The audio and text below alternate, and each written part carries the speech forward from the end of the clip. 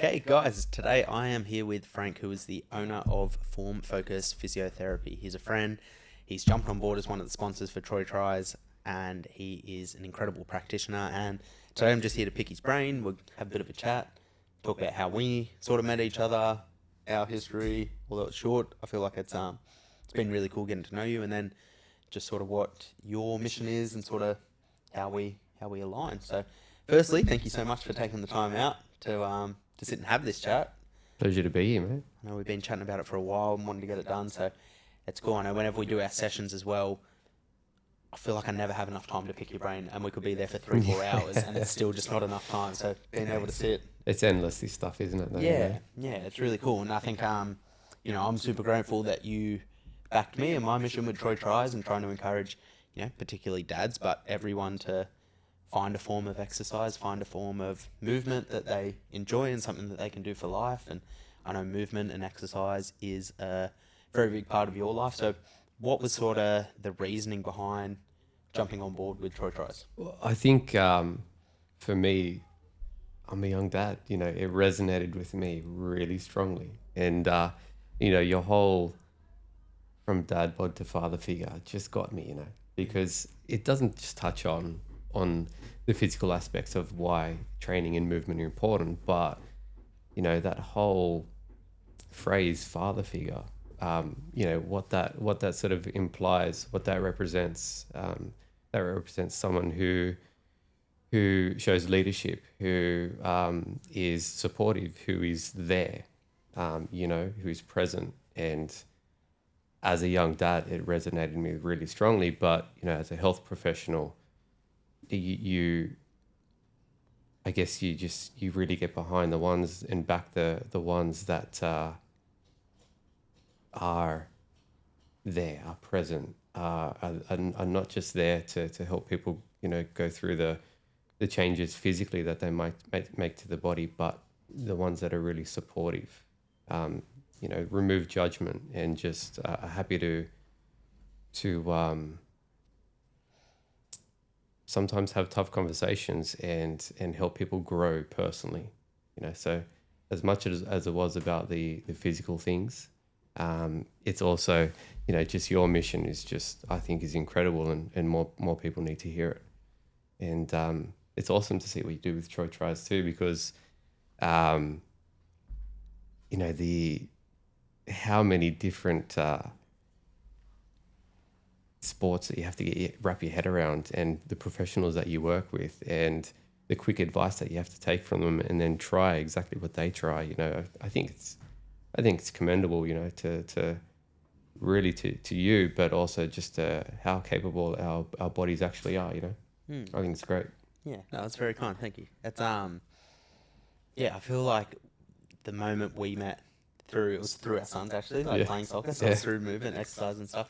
I feel like it's always a bit awkward at the start when you're getting to know other parents, because do they have the same values? Do they like the same sort of things as me?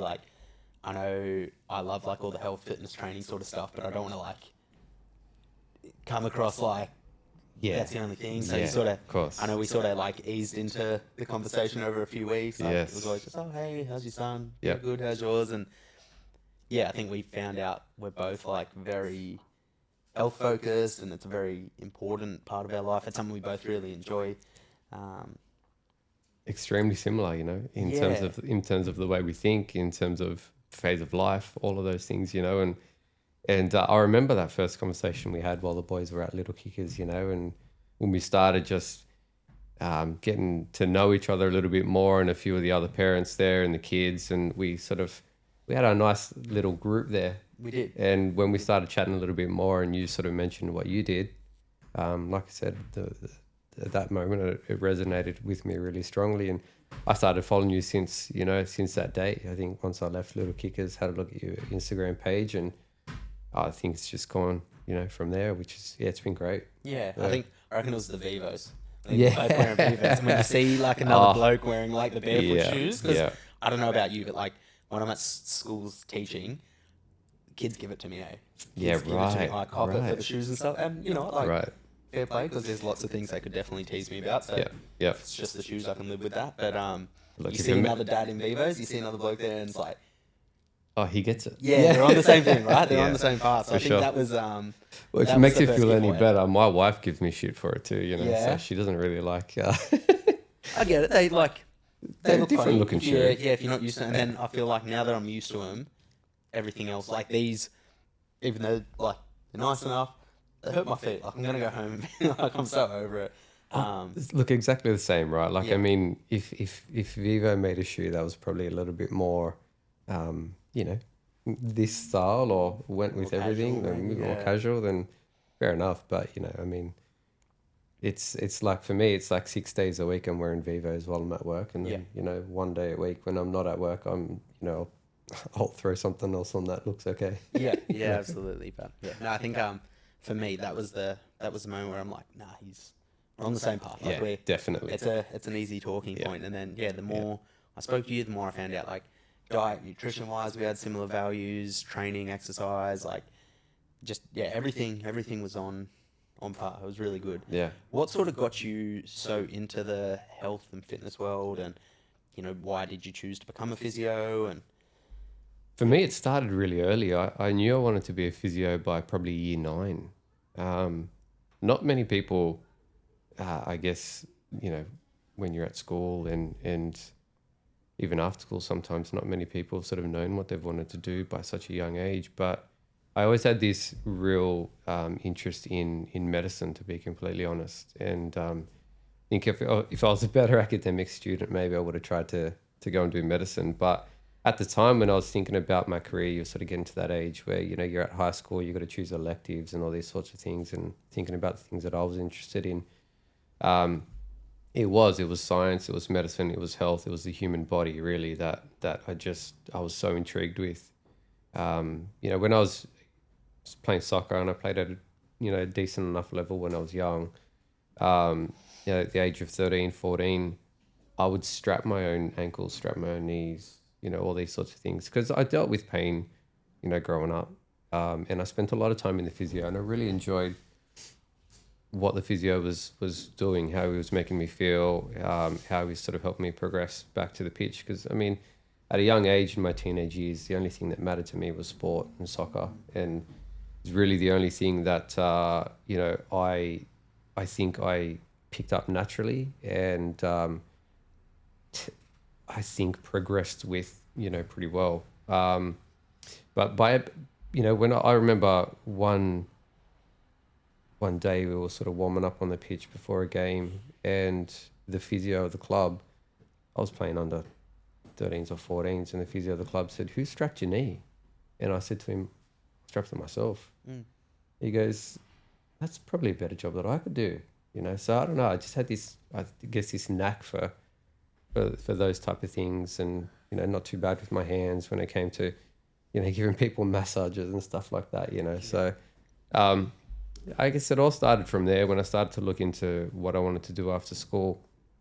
If it wasn't going to be medicine, because at the time I was a little bit, blood and guts and all that sort of stuff were a little bit gory to me. I hate needles, all that sort of stuff. Yeah. So I remember looking on the internet one day for something that was just that was to do with health and fitness, to do with the medical space, but that was mostly that you could mostly use natural remedies to sort of apply to sort of help people improve their health. And I landed on physiotherapy, even though I was attending a physiotherapist. I really never had actually read about what the whole role of a physiotherapist was. And when I started reading about it, it went beyond just the sports field, and I was like, this is great. I think this is what I want to do.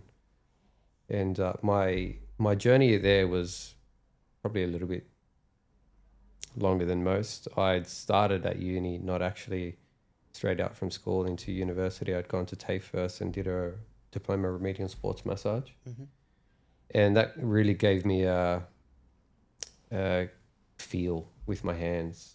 I started working as a physiotherapy assistant after that, and I got to see things in context. I got to see, knee injuries or this or that or whatnot in context, working as her assistant. And then went to uni to do exercise physiology while I was still working as a physio assistant, and then went on to do masters of physio. So it was a long journey, but I was grateful for the way I did it in the end, because I really got to learn on the job while I was studying, and I think it's sort of made me the physio I am at the moment. Yeah.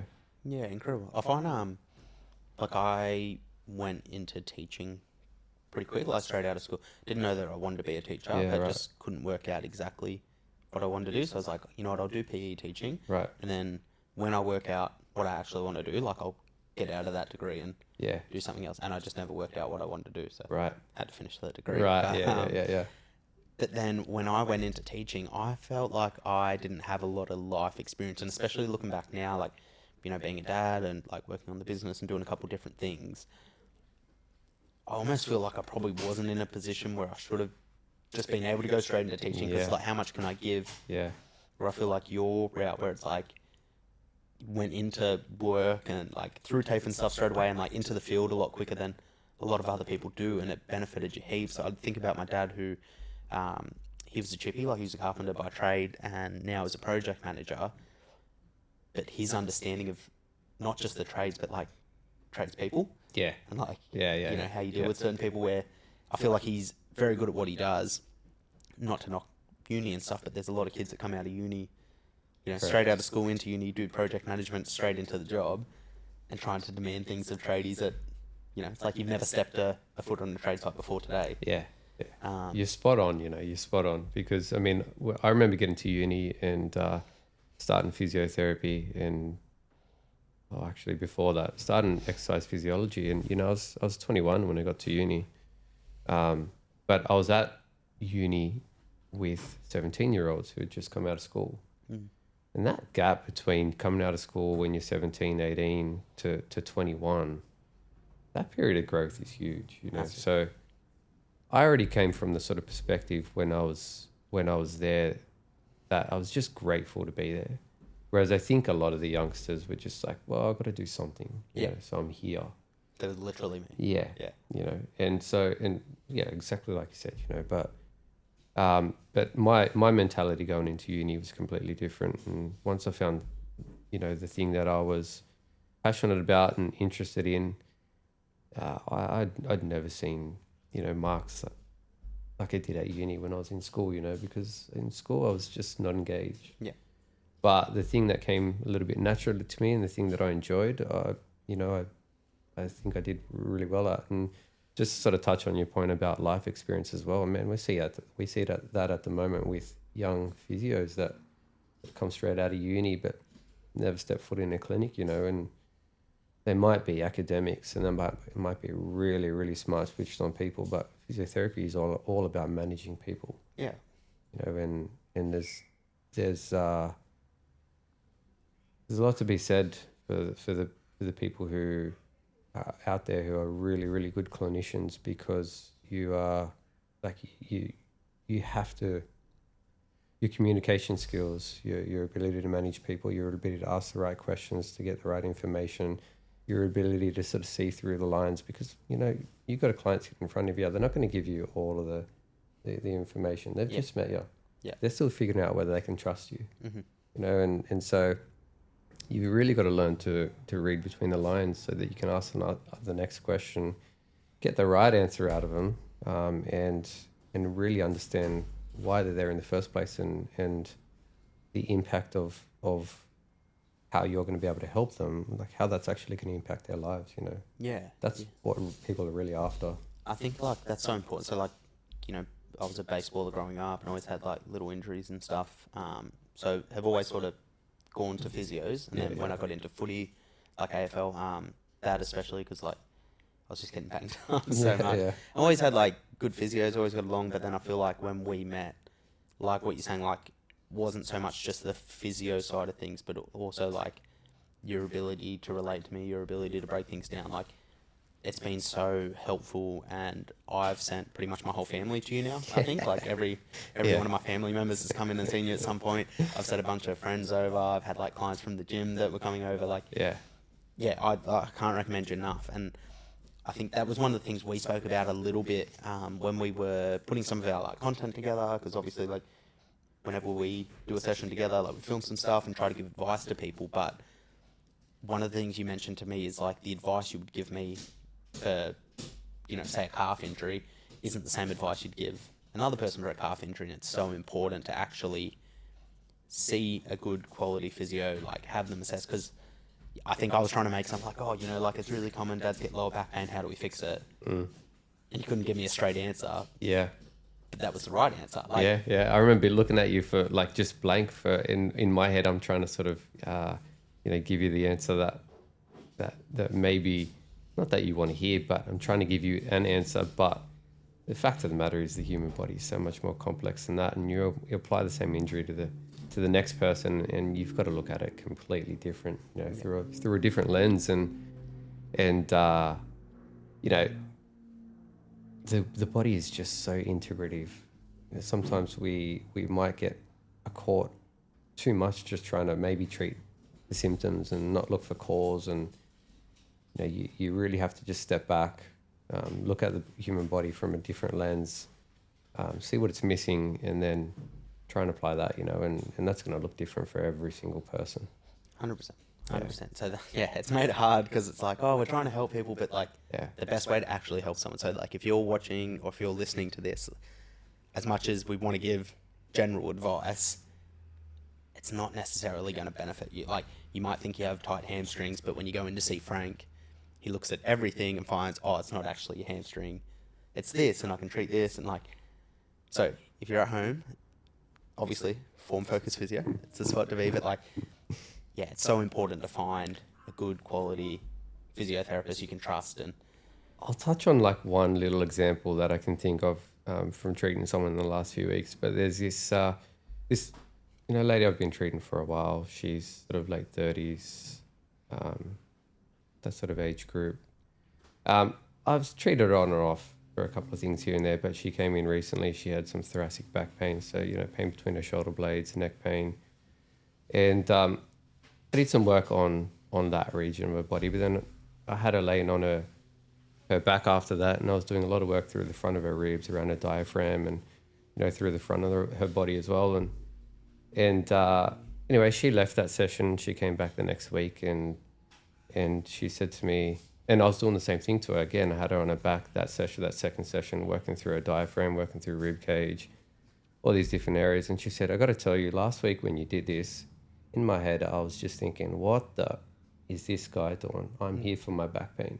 yeah, I said, okay. She said, but I got to be honest, leaving that session was the best I've felt in a long time. So I was like, well, there you go, you know. So, and sometimes you can feel that. Sometimes you can feel that little bit of tension that someone's, holding, or, you know, this little question is going off in their mind, going, why is this guy working in this region? You know, it's so far away from where my pain actually is, you know. Yeah. But, you know, when you have an outcome like that and you get the result that, you know, you need, just by giving the body the right stimulus and stepping back and looking at it as a whole, it's just like, okay, well, you know, this makes sense. 100%. Yeah. 100%. I know, like, it's one thing you've like stressed with me as well. Is like the point of pain isn't necessarily the issue, right? Like, especially through this like Troy Try series. Yeah. Body's been banged up. Like, there's been some like brutal sessions over the last year, and just like my own training and dad life, and you know, like coaching, early mornings, teaching, everything. Like, body's been feeling it, and then have gone in to see you, and like, oh, you know, I really want to. Sometimes I'm just like, oh, like just the massage is the best thing. Of course. But I find like, you've been so good with like, okay, like I know this is hurting, but actually the issue might be this, and then this is the way we like work on it at home, and I haven't felt better. Like it's good. It's good to know. And like through your series, it's, you know, you're working with elite athletes in their given chosen sports, and attempting to train at the level that they do when they've been doing it for years, and you've just been introduced to it. Like I said, it's commendable to you that you even put your body through that, you know.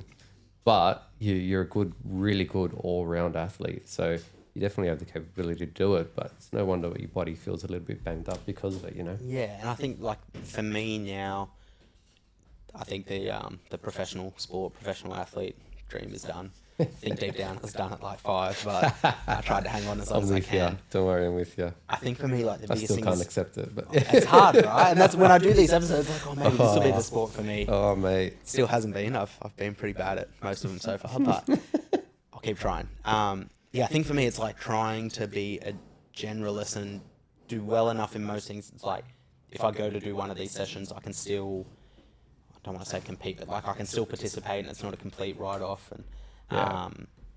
what do you find like your sort of training method is? Because you still train a lot. You're still very health, fitness conscious. Absolutely, and even more so now that I'm into my sort of late 30s. Like, I don't know if this conversation has had enough, just in the general community or whatnot. But yeah, you really looking after yourself and being healthy and aging well and being able to be to move well, to be athletic into your later years, or middle-aged and later years, that's available to everyone. Far too many times I think in the clinic, when someone comes in with might be lower back pain, might be whatever it is, knee pain, far too many times, if it's someone that's sort of middle-aged or maybe just above that, the excuse is just always age. Yeah. And really, it's not about that at all. You give the human body the right stimulus, and it is going to adapt in a way that's really positively really going to serve you. You can be an athlete at the age of 65.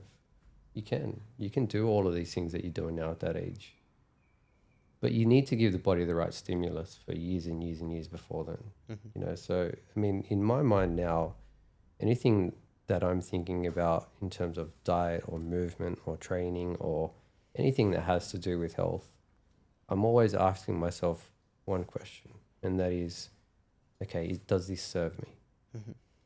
If I ask myself that question before I go ahead and commit to whatever reason, it could be something small like having a beer, right? I mean, I know we've spoken a lot of time about how both of us have sort of even reduced alcohol and drinking and all that sort of stuff as well, but just something small like that I think a lot of the community can relate to. Like, it's way too easy to sort of be in a habit for Saturday afternoon, you just cut the grass just to sort of pick up a beer and smash it, Yeah.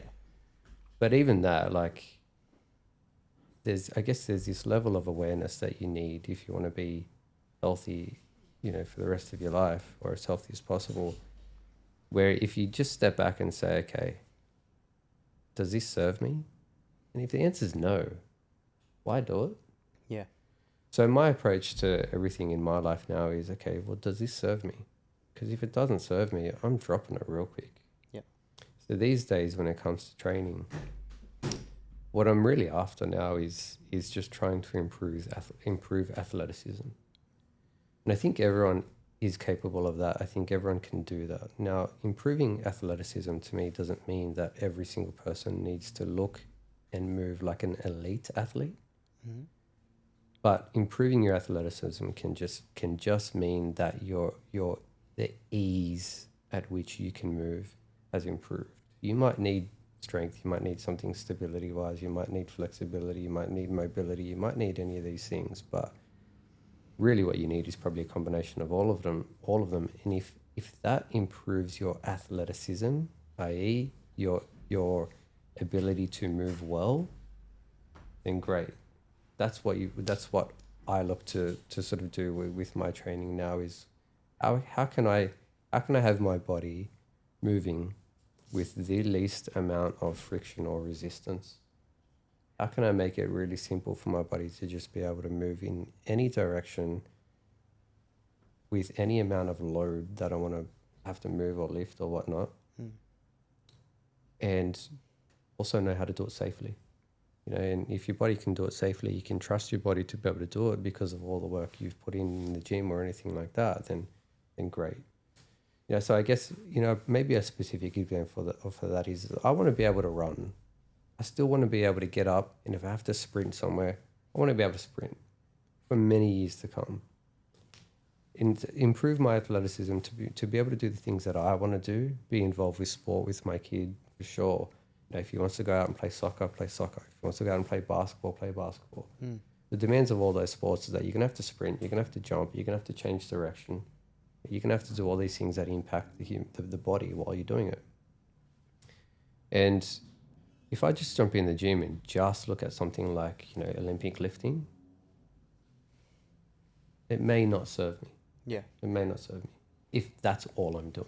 Yeah. You know, so yeah, I'm just trying to get to the point where I figure out exactly what my body needs and requires to keep my athleticism as I age. Yeah. Yeah, incredible. I find one of my favourite things at work when I'm teaching is if I get a lunch break free, there's me and now a couple other staff members as well, but we'll go out and play basketball with the kids in the break. And firstly, like, it's a good sort of like relationship builder and like build a bit of trust with the kids. They see like, you know, coming out and shooting and spending time with them and stuff. I just love playing. Yeah. I probably love basketball. I'm not very good at it, but I love basketball. And I can't imagine now like me not being able to play. Yeah. Thinking, well, I can't imagine it because horrible at it. But the thought of like, oh, I have a lunch break free, but physically I can't go out and play because I'm banged up or I feel like I'm too old and stuff. Like, Exactly. that's the worst for me. So I think even for me now, it's like trying to stay balanced with everything. So trying to have like, some sort of like strength aspect, but still the athleticism, like speed, jumping.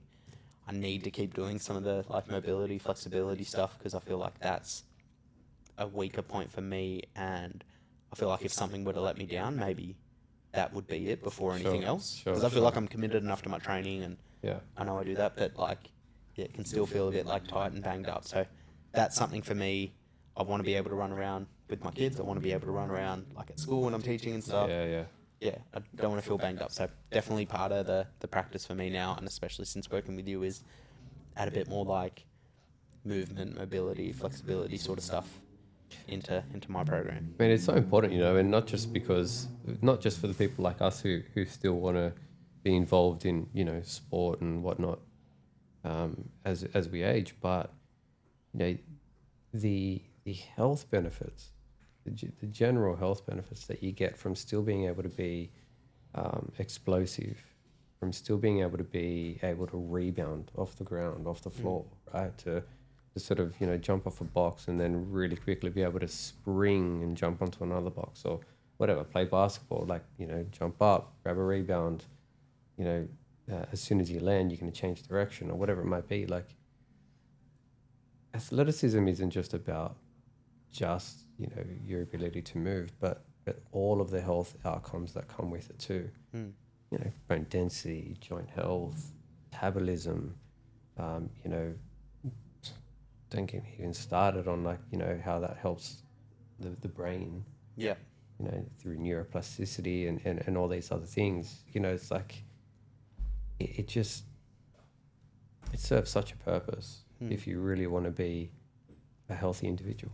Yeah, absolutely. I feel like getting this advice from a physio has been really cool as well, because like we're very quick to ask trainers, because you just see like, you know, like trainer might be jacked or might be like really strong with something and ask them for advice, but like getting this from you, the person that, you know, spends majority of their time dealing with people's body breaking down and, you know, injuries and stuff like that, it's cool getting this perspective, because I'm now as a dad, I find like trying to think a bit more long term than what I previously was. Like previously it was just like try to look better, try to move more weight, that sort of stuff, where now I'm sort of playing the long game a bit more. And with majority of my audience, potentially some of yours being dads, being like, you know, part of families and stuff, what would sort of be like, do you have any recommendations for, I know again it'd be specific to the person and what their goals are, but, you know, what could a week of training look like, or what would be some of the like the minimums that it's like, you know, at least once a week, try to tick these sort of things off? The first one when it comes to prescription is that, and this is for this, and this ticks all of the boxes, is that it's got to be some sort of resistance training at least 3 times a week. Yep. That's probably a non-negotiable. The way building muscle helps you, helps all of those sort of health parameters that we just spoke about before, is It's just a given. Yeah. So at least 3 days a week. If you're someone who enjoys cardio, going for a run or swimming or whatever it might be, yeah, fine. Get 1 or 2 of those sessions in. Yeah. And if this is going to be someone who's training, on a daily basis, then then that's not a bad split. Yeah. And it's not to say you can't do resistance training more than that, but that's the minimum. Yeah.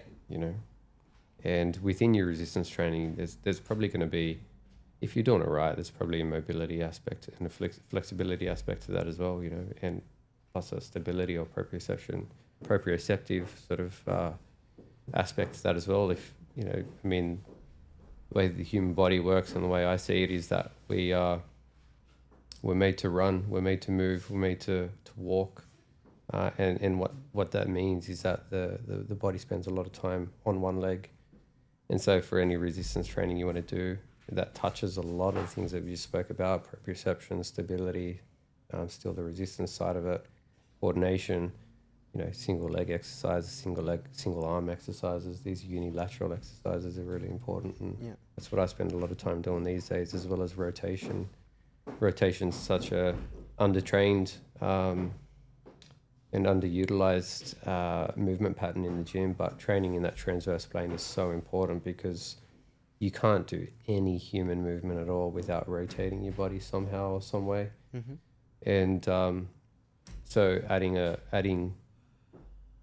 anything in the transverse plane to do with rotation is also so important. And what could that look like? So for everyday blokes like myself at home, like if you're training 3 times a week, like what sort of movements could you do to add in a rotation? What would be an easy thing if someone's not sure what that looks like? It could be even something as simple as, grabbing one of your resistance bands or TheraBands, which I'm sure these days everyone has. Yeah. Tying it to a door handle and even just doing some sort of anti-rotation type of exercise, like, stand square onto it and just hold it with your hands and rotate your body.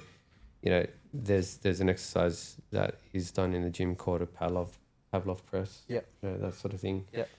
So there's lots of variations of that type of exercise, but that's the basic structure that probably everyone knows, or at least has heard about or seen.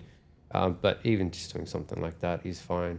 I like whenever I'm training resistance with people, with training rotation with people, to actually have some resistance. It's not a problem if you're doing all those type of mobility exercises that people see, like your open books and your bow and arrow stretches and all that sort of stuff. Like they might serve a purpose, but I like to add resistance so that people can actually sort of feel their way through the movement, and I think it's always better that way. Yeah, man. Yeah, very cool. So I can't remember what podcast. It might be Chris Williamson's, the Modern Wisdom one. Pretty sure it is. But he asked a lot of his guests who are like high level athletes and gym goers and stuff, if you could only choose 10 exercises to do for the rest of your life, only 10, what 10 exercises would you include? Oh, wow, okay. Oh, this is a tough one. All right, let's start with the lower body. I'd definitely be picking single leg exercises. So I'm looking at lunge or some sort of variation of, and I'll say variation of because, let's call it the movement patterns that I'd include. You have to choose one. He's very strict with that. Yeah. Damn. So it couldn't even be like a lunge, a Bulgarian split squat, anything. It's like 10 specific exercises, and this includes sprinting and stuff like that as well. So it's tough, and it's supposed to be tough, but 10 exercises for the rest of your life. Not movement patterns, the exact exercise. What 10 would you include? All right, sprinting is in there. Does boxing count as one? We'll count as one. Okay. Yeah. I'd sprint, not box, for sure. Yep. Let's go resistance-based, lower body, step up and a lunge. However you want to do them. Let's go upper body,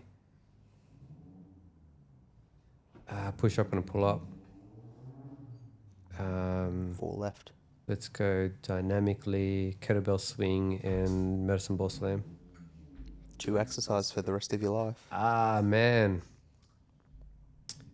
Then it'd have to be...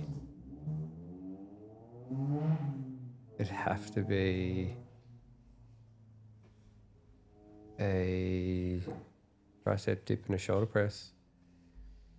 Yeah, the way I do them probably, they're it. They Yeah. probably have to be it, Yeah. because that's probably what gives me the best all round look at training everything in the body, and I still get to sprint and box. Yeah. Yeah, I mean, in my head, I'm just thinking there's so many variations of those movement patterns that I could sort of just tweak them or change them, Yeah. make them that little bit more functional or specific. But we'll leave it at that. Yeah. I think See, we'll leave it at that. I find I have like 10 in my head in one instance, and then when I listen back to like what I thought I had as my 10, it changes so much. 100%. Especially doing Troy tries, like that, because I've found so many different movements, exercises, sports and stuff. Yeah. I'm like, this is really cool, and I really need to be incorporating this. And Yeah. so my 10s change, and then whenever I listen to a guest, I'm like, you know what, like, they've nailed it. That's the 10. I'll listen back and like, oh, okay, but what about this one? And Yeah. then trying to work out which one you would sub out. It's brutal. Yeah, it's absolutely brutal. But the reason why I said variations of it at the start is because, everyone will know what those exercises are, but the reason why I sort of mentioned that it would be variations of those movement patterns is because for me, all of those movement patterns would, however I could do it, be single leg or single arm and involve rotation at the same time. Yeah. And so if being specific with those exercises, yeah, fair enough. But as long as I could do them that way, Yeah. single leg or single arm, and involve rotation, then I could live. I think you've got them ticked off. Yeah. No, that's cool. And then I guess as well, like, this isn't your, physiotherapy hat on saying like these are the 10 that you must do and nothing Absolutely else. not, Obviously no. not. Yeah. Everyone's going to be different, and everyone's going to have different preferences. Like you Yes. obviously mentioned boxing, which Yes. lots of benefits to it, but obviously specific for you, not everyone. Yeah. It sort of brings me to the next point of like the need to meet your individual needs. And I find training wise, the best program to follow is one that you actually enjoy. So even there's some movements that, would be great for people, but they just hate doing it. Like I think about a lot of my friends that don't like the gym and stuff like that, but they're going to find ways to move their bodies. They're going to find ways to exercise and still be healthy. Yeah. It just might not be, the way that I would recommend or what I think would be best. What do you find, like, I would imagine similar sort of thing, like trying to find ways to get people moving and stuff. What's sort of the need for it to be individualized? And then even from a physio point of view, like the need to actually come in rather than just watching videos and being like, okay, my hamstrings are tight, I'll try to fix it myself by watching this clip. Why is it so important for an individual to come in and get like a proper screening done? Why is it important to have like individual plans and stuff to follow from a physio point of view? I guess there is a little bit of a blueprint when it comes to movement, and while everyone's movement and posture and body type and whatnot is and looks different, the thing is, like, okay, so if we take lower back pain, for example, we've spoken about that a few times before, and in that discussion of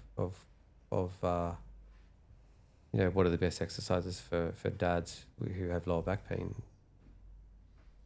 To me, that's really going to depend on what their thoracic spine looks like, what their pelvis looks like, what their lower limb looks like, what their hip mobility looks like, so you just can't address the body the same way for everyone, because everyone's individual needs and everyone's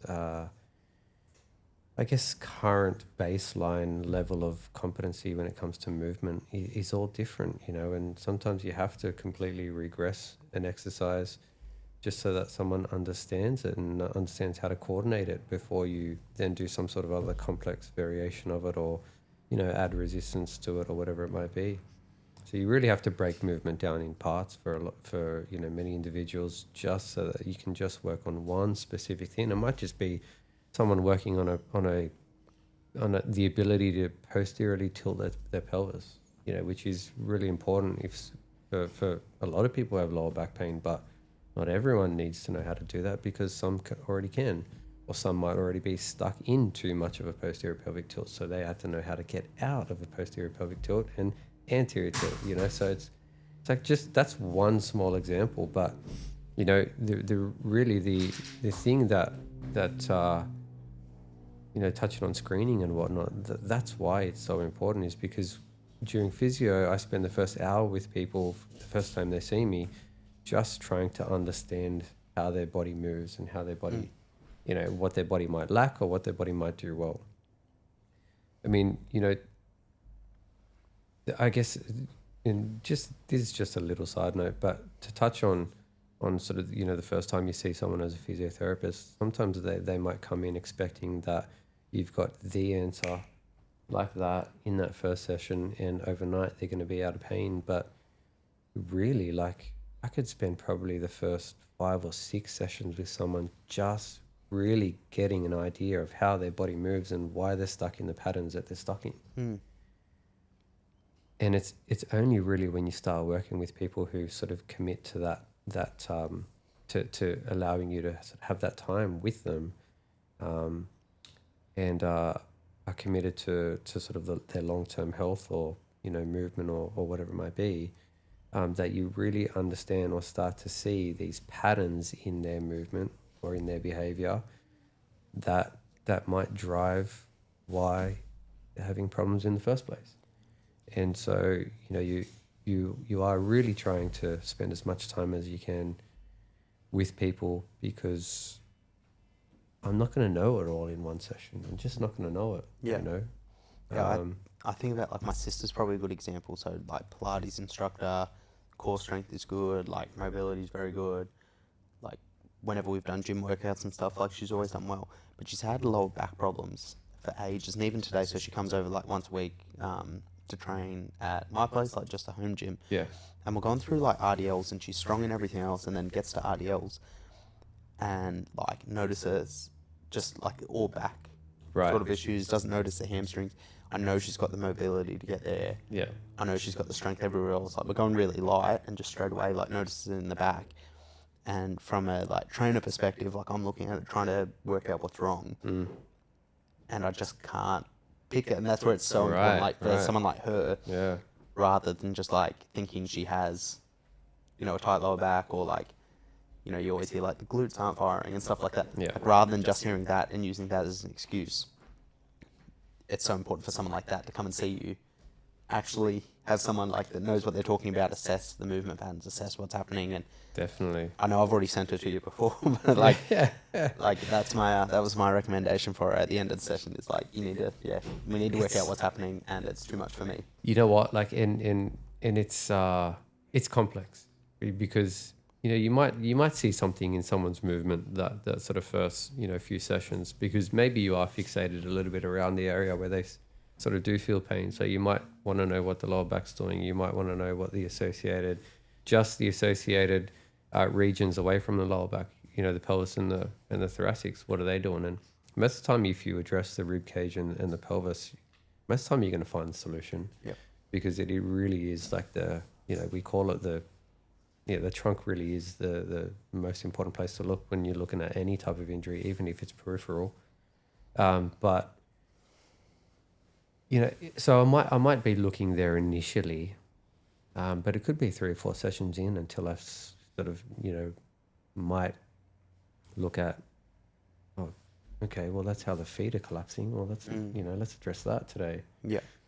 Because of the effect that has on the rest of the kinetic chain going up the lower limb all the way to the pelvis and the lower back. Like, but you know, you just can't look everywhere at once. You know, it's going to be a matter of you know, if you really care about your health and your movement and you want to maintain it for as long as possible, it's going to be a matter of you know, fine tuning these things for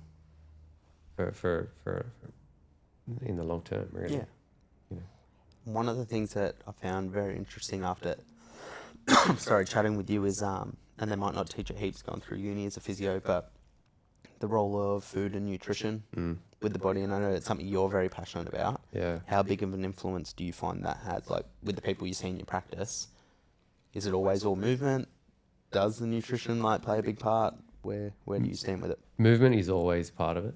Yep. Always. Whether it's acute pain or chronic pain, it's always part of it. But Um, and food and food should be as well, and nutrition should be as well, because it is going to influence chronic pain, but it's also going to influence acute inflammation as well. Mm-hmm. You know, you get someone who's got, you know, flaring up lower back pain or whatnot, and walks in, you know, bent over, can't even straighten up, and they're in all this acute pain.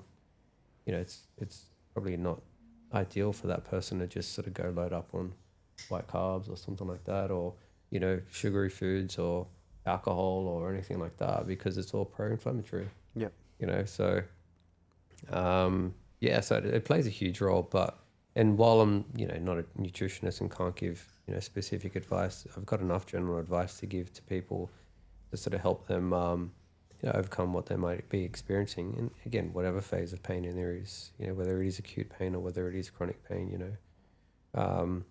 Chronic pain is probably a little bit more interesting of a subject when it comes to nutrition, because, like I mentioned, you know, to sort out your health, you really need to be specific with what you give it, stimulus wise, and, you know, whether that be food or movement, but food in particular. Especially these days, how many times we sort of, you know, I'll ask people about their gut health and things like that, and Yeah. you know, the immune system starts in the gut, and so what we feed, it's pretty important. Yeah.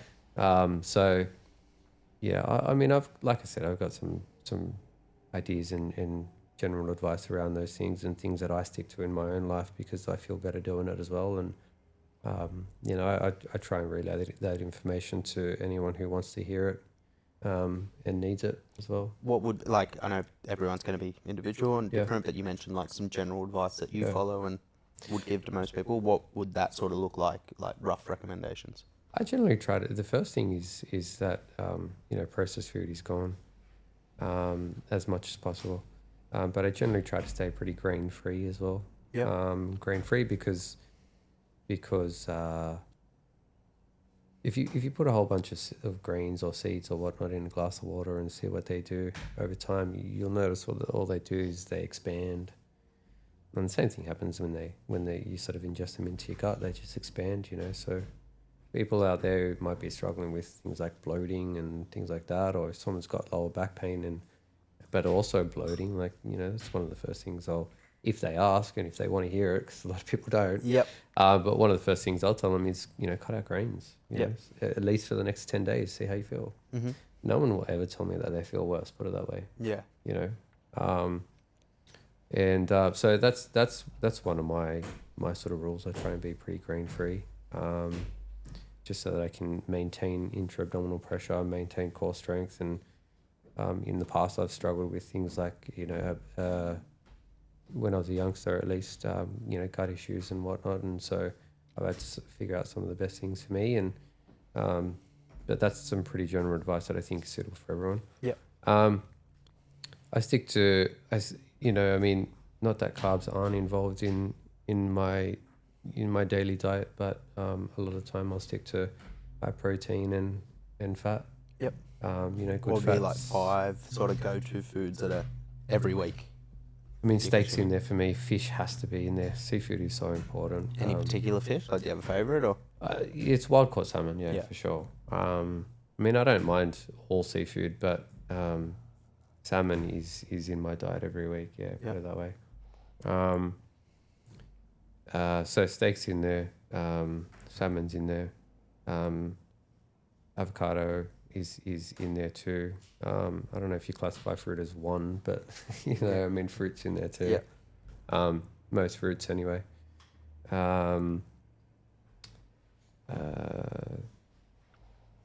What else is it part of my staple diet? I mean, Eggs pretty common for you? egg, 100%, yeah. Eggs, and I've got chickens now, so I get my eggs fresh from the Happy chickens. days, It's the hey, best. it's the hey. dream. Oh, it's the dream. The eggs are in there for sure. You know, like in terms of, you know, white carbs, like potatoes in there, you know, starchy carbs, potatoes in there, rice is in there. But sometimes I'll try and be a little bit specific with and intentional with how I eat them or ingest them. So now a lot of the time, it's okay to have those sort of starchy type of carbs, but once they've been cooked and cooled, you know, because it changes the starch. And once they've been cooked and cooled, you know, I might cook them and have them the next day or something instead for lunch. Yeah, okay. You know, So you won't like cook them and eat them straight away? Where I can avoid doing that, I'll do it. Yeah. But And what's the benefit to that? So it changes the so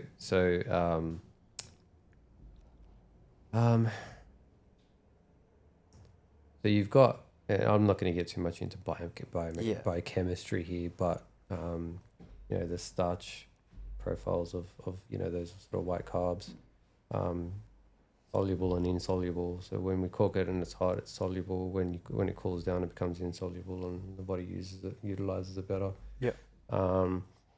And you can heat it up after it's cooled down. That's fine. You don't have to eat it cold. Yeah. But you have to let it cool down first, you know, for that change to happen, and you know, for the body to actually utilize it a little bit better. But again, that's one small thing. So where I can prep my food a little bit more and be a bit more intentional with when I eat it, I will. Yeah. I mean, they're probably the main things. I don't have coffee much anymore. No? Coffee's gone. Yeah, okay. For me. I feel like I purposely try to avoid anything that tells me it's bad for me. Yeah, right. I know I probably should cut it, but I'm just yeah. There's one study that says it's really good, so I'll just keep doing that. Course. But I know of deep course. down it's probably a good one to cut. It's I mean, for me, like it's this might just be individual for me or whatnot. I mean, other people might sort of struggle with this as well, but I do feel jittery on coffee. Yeah. You know, and my gut doesn't really react really well with it at all. Yeah. You know, so it's one of those things that I love coffee. Yeah. And, you know, I in background, I love coffee. I didn't want to be the one to bring it up, but I was like, like cutting out like some of the grains and like I love it. cutting out Right? coffee. It All doesn't seem those very things, Italian. It's not at all. You Yeah. know, when I go to my nonna's house and, you know, I don't eat pasta or bread in front of her and then I don't have a coffee after dinner, it's like, well, it's like, what are you doing? Like, Yeah. But I've just had to learn to say no, and they're those things that I was mentioning before, like they're those moments during my day where I'll ask myself, okay, what does this serve me? Yeah. And if the answer is no, then I don't do it, or at least, you know, not often. You know, there's times, there's days, there's weekends where you know, sort of let yourself go, but you know, for the most part, no, it's they're those moments that I guess where I'm resistance training my willpower. Yeah. Yeah. I like mean? it. I like it. So I find like your knowledge, not just on the body, but like nutrition wise, movement wise, everything you do, incredible. I always love picking your brain, and I would strongly recommend anyone at home, if you're looking for a physio, look no further than Frank. Hit up Form Focus Physiotherapy. What sort of the goals for you with the business, like life goals, anything big over the next 5-10 years that you're really hoping to achieve long term? Business, yeah. I mean, look, we're a fairly small business at the moment. Me and 4 others, plus a couple of receptionists out the front, who manage the front desk.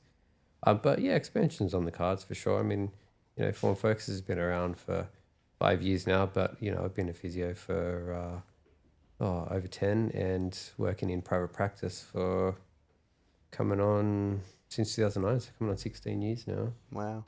So yeah, even though the business is you know, fairly new, expansion is definitely on the cards. We'd like a few more physios on board and maybe even a bigger place or a second place or whatnot. But you know, it's I guess in the way it happened for me, you know, starting the business, I just like to let things unfold organically. Really, I'm never really trying to force the issue. I'm just trying to do the best work I can every day, and if all those small steps lead up to something bigger, then great, you know. And you know, I strongly believe that with, you know, if you work hard and you're consistent with it, that, you know, the reward comes in some way or another. And when the reward comes and when the opportunities come, I should say, then, you know, then it's up to me to knock on the door, you know, to let it in when it's knocking on the door. And so yeah, expansion hopefully, but you know, one step at a time. Or we're just still trying to do the best that we can as a business and as a team, and just, I don't know, I guess just trying to be a little bit different to everyone out there as well. You know, there's a physio in every corner these days, and what I hope that people get when they walk into Form Focus is that they sort of hear something that they've never heard before. Yeah. You know, that they've seen us do something with their body, maybe assess something or treat them that, you know, every other physio they've been to in the past has never done before. And fortunately, between me and the other guys, like that's a pretty common occurrence, and we sort of share those stories throughout the week between the team, and sometimes we try and celebrate those little wins, you know. And all my physios are great; they're really good guys and really open-minded, and you know, just sort of like myself, and that's what I look for when I'm bringing someone into Form Focus is just that they can be open-minded and they're not too rigid in the way they think, because you know, we want to stay up to date with sort of what's going on out there in the health and fitness world, and always apply the you know, our values to sort of to what we think is the most relevant at the time, and maybe tweak it to offer it or deliver it in a specific way or our own way. But yeah, we're just always trying to stay ahead of the game, really. Yeah, very cool. Well, Yeah.